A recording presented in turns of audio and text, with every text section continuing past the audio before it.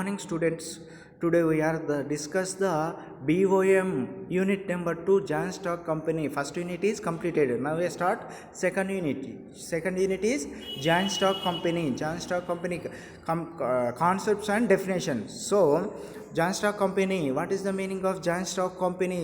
The Giant Stock Company logical technological improvement is scale of operations. Business has increased in the requirement financial and marginal resources. ఇది వ్యాపారంలో వివిధ భాగాలను అంశాలుగా తీసుకొని ఒక సపరేట్ ఒక ప్రత్యేకమైనటువంటి అటానమస్ స్టేటస్ గాను, ఒక టెక్నాలజికల్ సంబంధించినటువంటి బిజినెస్ స్టార్టప్ గాను, ఒక లీగల్ ఎంట్రీ సంబంధించినటువంటి బిజినెస్ కానీ దీన్ని ట్రేడ్ చేయడం అనేది జరుగుతూ ఉంటుంది. A joint stock company is a association person joins together for carrying the business and having separate legal entry. It is a separate legal entry. The person join to business contribute to the stock of company and are called a share holders. అక్కడ ఏది joint stock కంపెనీలో వాళ్ళు ఎవరైతే partners, ఎవరైతే వ్యక్తులు company అక్కడ contribute చేసిరో ఆ కాంట్రిబ్యూట్ చేసినటువంటి దానినే ఇక్కడ పార్ట్నర్షిప్ కాకుండా షేర్ హోల్డర్స్గానే ట్రీట్ చేయడం అనేది జరుగుతూ ఉంటుంది. ఈ జాయింట్ స్టాక్ కంపెనీ అనేది registered under the companies act 2013 కంపెనీల యాక్ట్ ప్రకారం రిజిస్టర్ కావడం జరుగుతుంది.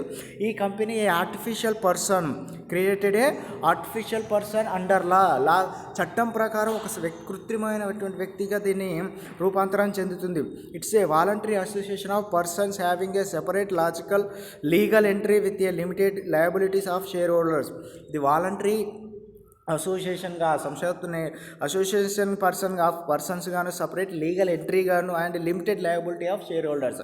వాళ్ళ యొక్క రుణ బాధ్యత అనేది లయబిలిటీ లిమిటెడ్గాను ఉండడానికి అవకాశం అనేది ఉంటుంది. Company has a perpetual association and common seal. కంపెనీకి ఒక పర్పెచువల్ లీగల్ అసోసియేషన్ అనేది కామన్ సీల్ అనేది ఉండడం. Share holders are real owners of the company and elected board of directors for carrying the managerial activities.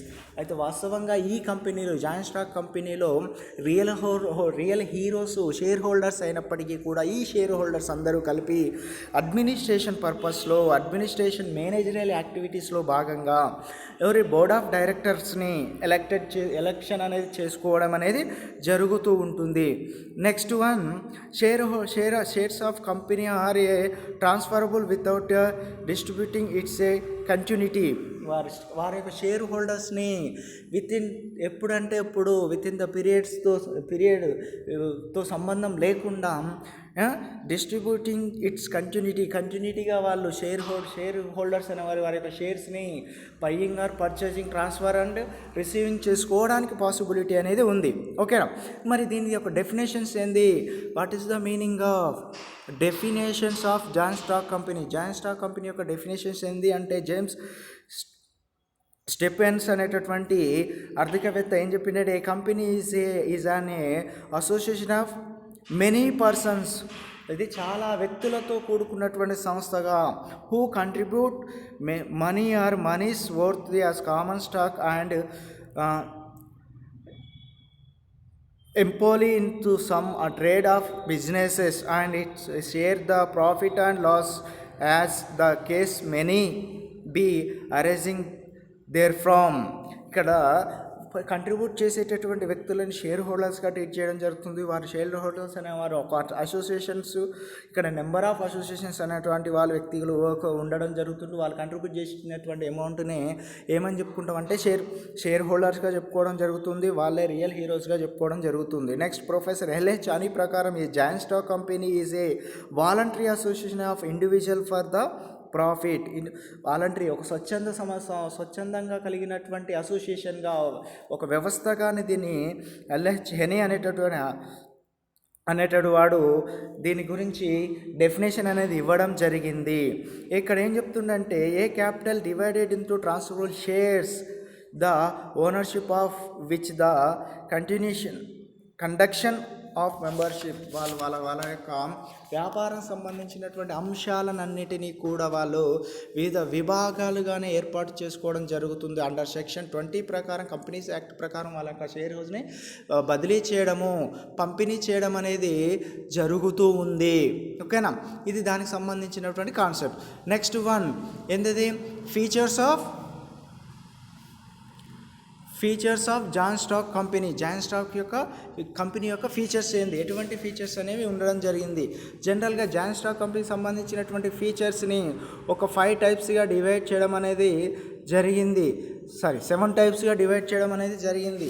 ఏంటి 7 types అంటే, first one is artificial person, second one is formulation, third one separate legal entry, and fourth one liability, and fifth one control, and sixth one risk bearing, and seventh one common seal. ఇలాంటి 7 రకాలైనటువంటి అంశాలను గురించి ఈ అంశాలను దీని ఫీచర్స్గా చెప్పుకోవడం జరిగింది ఇక్కడ మనం. Okay, first one is artificial person. A company is created under law companies act 2013 ప్రకారము ఒక ఆర్టిఫిషియల్ వ్యక్తిగా, కృత్రిమమైనటువంటి వ్యక్తిగా దీన్ని ఏర్పాటు చేయడం జరుగుతుంది. Existent independence of its members. ఇక్కడ వీళ్ళ యొక్క సభ్యులకు సంబంధించినటువంటి ప్రవేశము, విరమణ అనేది, ఎగ్జిస్టెన్స్ అనేది, స్థానం అనేది ఏదో ఇండిపెండెన్స్గాను, వాళ్ళకి స్వతంత్రంగాను ఎటువంటి రిస్ట్రిక్షన్ లేకుండా ఉండడానికి అవకాశం ఉంది. Like a person a company can own property. ఒక కంపెనీని ఒక షేర్ హోల్డర్ ఓన్ ప్రాపర్టీగా ట్రీట్ చేయడానికి అవకాశం అనేది ఉంది. Bank accounts, undertaking agreements with outer sides, raise capital, borrowing money, sir other reference. ఓకేనా, వాళ్ళు ఒక ఆర్టిఫిషియల్ కంపెనీగా ఏర్పాటు చేస్తూ వీళ్ళకి స్వచ్ఛందంగా ఎంట్రీ కావడం, ఎగ్జిట్ కావడానికి అవకాశం అనేది ఉంది. Next second one formation. A companies formed under companies act 2013.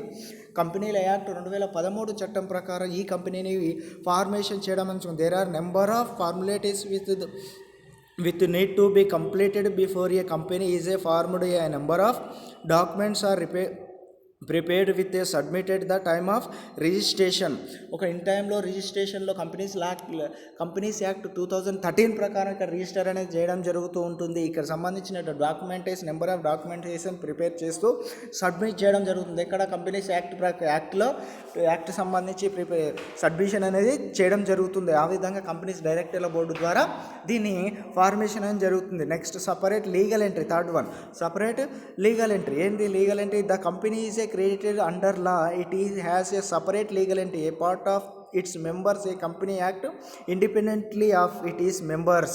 Companies act అనేది ఒక సపరేట్గా ఇది ఎంట్రీ కావడానికి ప్రొసీజర్ ఉంది. అది కూడా కంపెనీస్ యాక్ట్లో భాగంగానే ఉంటుంది. అలాంటి దాంట్లో ఇక్కడ ఉన్నటువంటి share holders part of its members, it's a companies independently of its మెంబర్లో బాగా ట్రీట్ చేయడం అనేది జరుగుతూ ఉంటుంది.